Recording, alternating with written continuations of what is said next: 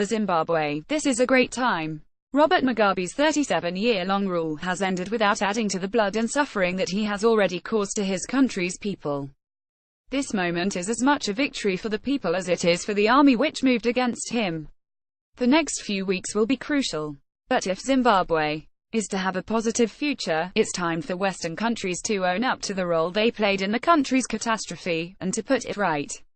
6 years ago, Jubilee Debt Campaign investigated the history of Zimbabwe's debt. That debt, now thought to be running close to $10 billion, is unpayable by a country that remains in economic collapse.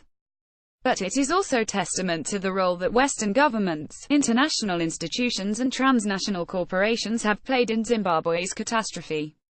Zimbabwe's debt has its origins in loans which were used to bolster the military power of the white supremacist government of Rhodesia Southern Rhodesia, being the colonial name for Zimbabwe in violation of UN sanctions. These debts, worth $700 million, at that time were handed down to Mugabe after 1980, who inherited a country with middle-income economic status but also high levels of poverty and inequality. The new Zimbabwe ran up further debts, simply trying to prevent destabilization from apartheid South Africa, which was still being supported by governments like Britain well into the 1980s. As early as 1998, my organization called for the cancellation of these apartheid debts. But in effect, they are still being recycled, with no acknowledgement of the damage wrought by that terrible period in Southern Africa's history. Who was recycling these debts? Enter the International Monetary Fund (IMF) and World Bank, who responded to successive droughts by extending loans to the country, on the condition that Zimbabwe implemented structural adjustment reforms. In modern terms, this meant austerity, cut government spending, liberalize trade, freeze wages, remove financial controls. It seems strange now, but Mugabe was a model student of austerity for a while, praised by the World Bank for the persistence and determination with which these reforms were pursued. To right. During the early 1990s drought, the most serious since the 1960s, maize was still being exported overseas, as a condition of the structural adjustment program. The long-term tensions these policies caused could hardly have been contained even by a well-meaning government, never mind the ruthless regime of Mugabe.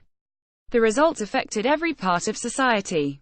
Badly needed land redistribution was scaled down, and the country became dependent on food imports. The successful textile industry collapsed. Unemployment rocketed to around 50%. Public spending cuts and the introduction of healthcare fees saw maternal mortality double.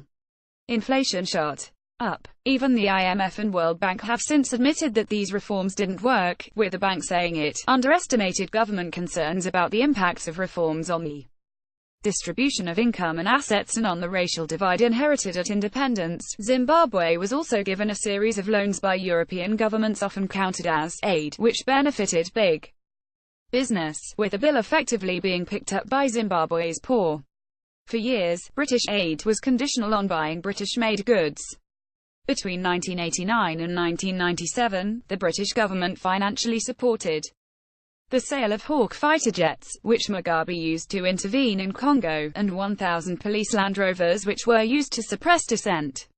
Britain joined other countries in supporting the infamous Hwang coal power station, which was great for foreign corporations, but which generated so little power that it didn't even pay the interest on the loans. Today, Zimbabwe continues to be weighed down by this debt, and by the policies which were promoted by the West. None of this justifies the brutality or looting of Mugabe's government. And before we get too excited by the events of recent days, let's remember that Mugabe's successor, Emmerson Mnangagwa, is another hard man, who spent decades in Mugabe's clique, and has been accused of his own brutality and corruption. Zimbabwe needs change, and that change needs to come from the country's people. It's vital that the stranglehold of Mugabe's party, ZANU-PF, is broken, perhaps by a unity government preceding elections. Western governments can continue to play a detrimental role, or they can play a useful role. If they want to make amends for past crimes, serious debt cancellation will be required, as well as genuine aid and investment tied not to free market reforms, but a massive democratic development plan, fully transparent and accountable. Zimbabwe stands at a crossroads. Western countries and international institutions must apologize for their previous crimes, rather than seeing this as an opportunity for further economic control. It's time they put Zimbabwe's people in the driving seat. Al Jazeera.